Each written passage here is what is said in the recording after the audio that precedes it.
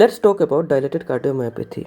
It's come under the umbrella of cardiomyopathy and it is the second most important cardiomyopathy.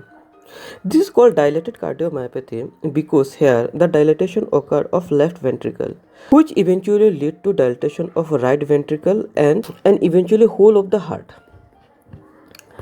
Here the ventricle becomes stretched, and because of this stretched ventricle it becomes dilated, and because of the dilatation it loses some of its pumping ability, and because of this decreased pumping ability of the heart the stroke volume also decrease, which eventually decrease our ejection fraction. Let's see the causes of DCM. First cause is toxin, and among this toxin alcohol is the most important toxin. Overuse of this alcohol for a longer period of time can lead to DCM. Likewise cocaine also. And the second important cause is Coxiella beta virus. This Coxiella beta virus can cause myocarditis, and this myocarditis can cause DCM. And the third important cause is Duchenne muscular dystrophy. Here it is X-linked recessive disorder. This Duchenne muscular dystrophy can develop DCM.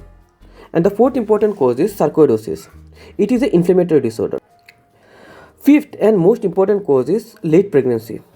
Any complication in late stage of pregnancy can cause DCM. Last but not the least cause is high blood pressure. It is still a hypothesis, not a proven cause of DCM. It is seen that patients with long-term history of high blood pressure can develop DCM. Let's see the symptom of DCM. Most of the time it is asymptomatic, but it may cause serious problem in some patient. Patient may come with a complaint of fatigue, then shortness of breath, then a reduced ability of exercise. Those three symptoms are due to decreased stroke volume.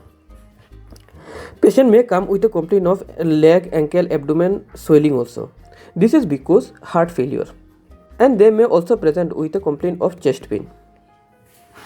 DCM is a common cause of cardiac failure.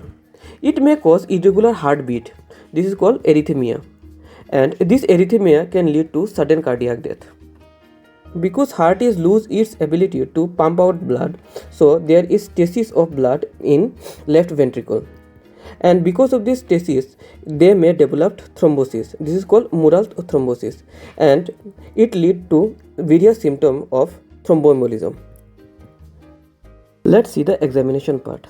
After taking consent of the patient, if we put our finger in radial artery, then we will feel the pulse. It will be a diacrotic pulse. Diacrotic pulse is a twice beating pulse. After pulse, if we turn our head at jugular vein, then we will get rise JVP. After JVP, if we see deeply into the patient, then we will get various signs of heart failure. At the time of ausculting the heart, we will get murmur. It is a pansystolic murmur. Let's see the diagnosis of DCM. If any patient come to us with a complaint explained previously, the first thing we will do is chest X-ray. In chest X-ray, the first thing we will get is left ventricular enlargement. This eventually lead to right ventricular enlargement and eventually whole heart enlargement. In late stage of DCM, we can also get pulmonary venous hypertension. The second investigation we will do is ECG. In ECG, we can get non-specific ST wave changes and sometimes fibrillatory change also. Echocardiography will be our investigation of choice. In echocardiography, we will get characteristic changes of DCM. This is our dilatation of ventricle. First is our left ventricle, then right ventricle, and eventually lead to whole heart. Now see the treatment of DCM. In treatment part, ICD or implantable cardiomotor defibrillator will be our best shot. But if the patient not relieved by ICD, then we can suggest cardiac transplantation. Before do specific treatment, we have to manage the complication of DCM also. The important complication is heart failure. We have to manage heart failure by giving various medication like diuretics, ACE inhibitor, beta blockers. We have to manage other complications like arrhythmia by giving anti-arrhythmic drug. Let's see the variant of cardiomyopathy. The first variant is alcoholic cardiomyopathy. It is generally developed in a patient who takes excess amount of alcohol for several years. The quantity of alcohol is generally more than 90 gram per day. It is like DCM only. Its clinical features, its complication, its treatment is like DCM only. The most important variant of cardiomyopathy is postpartum cardiomyopathy.